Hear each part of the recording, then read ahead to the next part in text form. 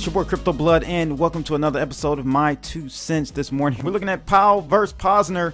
Well, Powell came out. FOMC meeting was yesterday, about 1 o'clock in the afternoon Eastern Standard Time. And what do you know? Powell talked about essentially what Posner was predicting would happen by the end of the year. Powell must have been listening to what Posner was saying, because he talked about the same topics that Posner wrote in his latest Credit Suisse letter. So I want to take a look at that with you guys this morning. This stuff is getting entertaining. I don't understand. I really don't. But before we start, if you guys find these types of videos informative, make sure you like, share, and subscribe, and click that bell to receive more videos like this. Let's first take a look at the Dow Jones, how it ended yesterday. Up 0.1%, only up 29 points yesterday as the close. But if we look, we're looking at intraday charts, and you can tell we had a quick drop at the open, was bidded up, dropped again. The routine, we buy the dips. That's what we're supposed to do. Don't fight the Fed, especially ahead of an FOMC meeting. Never do that. They're going to take extraordinary measures to make sure this thing continues upward, at least until the end of the year. They're going to try. And that's what Posner was saying in his letter, his Credit Suisse letter, that really shook the financial world. A lot of people were talking about it. I reported on it yesterday. And as I've just mentioned, the Federal Reserve had their open market committee meeting yesterday.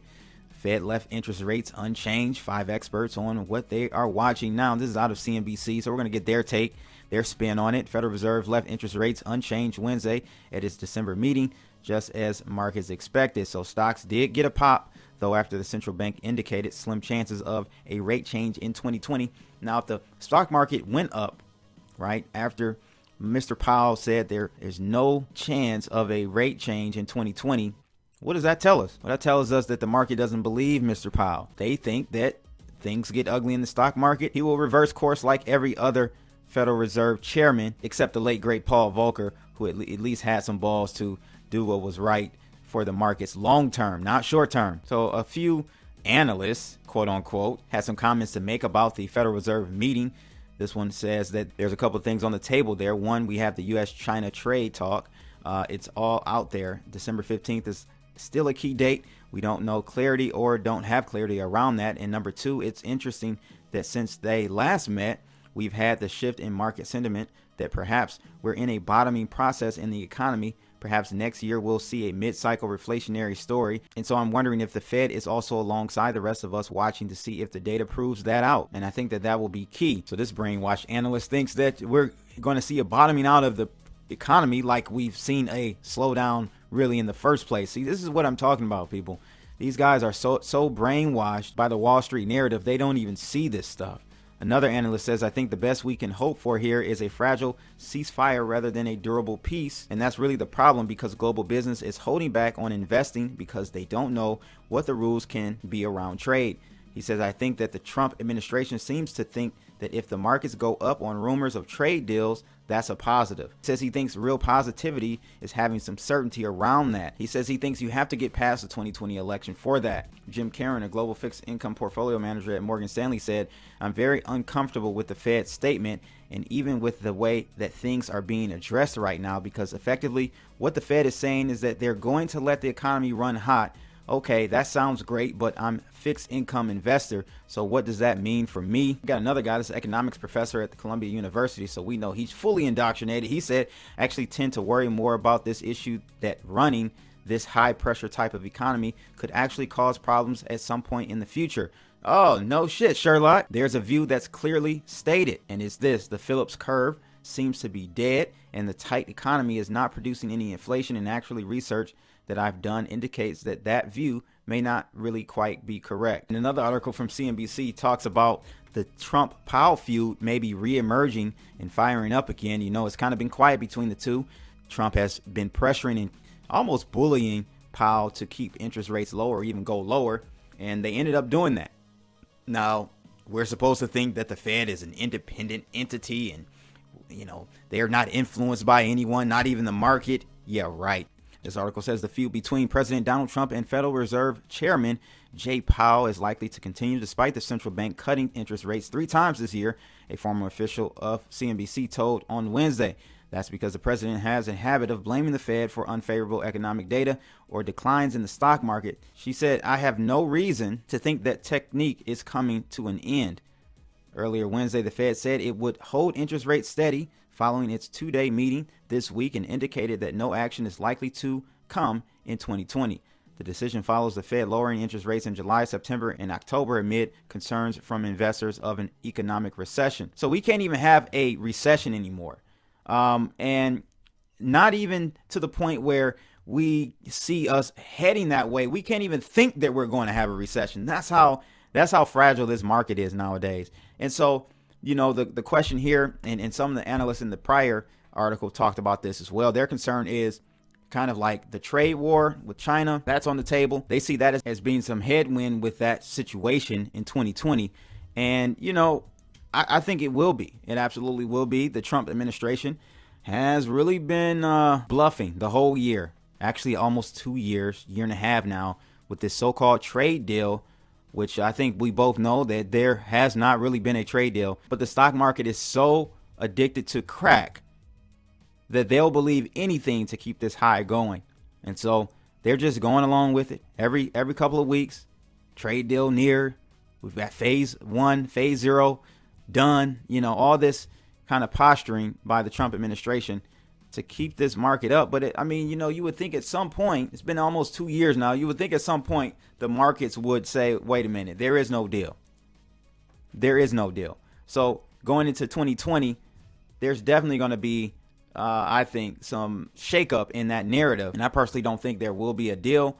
And I think China's going to really make that a known factor, a known point, which will then force Wall Street to realize that's the case. And at which point the stock market will pull back. And guess what? Whatever Jay Powell said yesterday will just change in a blink of an eye. No problem. No problem. He could say all he wants there. We're not moving rates any lower all the way through 2020. We're going to keep it steady. He can say all that means nothing because the Fed has never told us the truth. They've always done the opposite of what they've said up at that podium. And so here we are. Powell versus Posner, zero hedge. Here's what the Fed chair said about a possible repo doomsday. While Powell's remarks were generally in line with expectations, insinuating the slack in the labor market is a reason why the Fed will not be hiking anytime soon, if ever, while observing the stabilization in the U.S. and global economy and confirming monetary policy is on autopilot, so to speak, into 2021, while being flexible to respond to downside risk, i.e. it will cut rates as soon as markets drop. Exactly.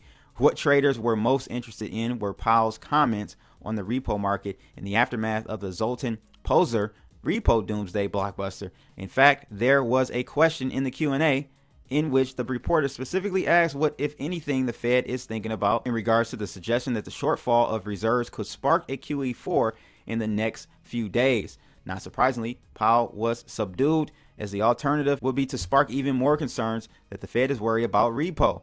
And he said the repo operations have gone well so far, and pressures in money markets in recent weeks have been subdued. Fed chair surprised markets, saying that the Fed is also open to coupon purchases, although for now it is not focused on that and is more focused on bill purchases, as the current regime of bill purchases is going well and according to expectations. So he does say, and this is what Posner said would happen, that they would have to start buying coupons and not just bills. That's exactly what Posner said. Powell said, we're not at this place, but if it does become appropriate for us to purchase other short-term coupon securities, then we would be prepared to do that if the need arises. Whereas bill offerings were at least 4 to 5 times oversubscribed a month and a half ago, the subscription levels have continued to drop, which would be indicative of growing resistance to sell those bills.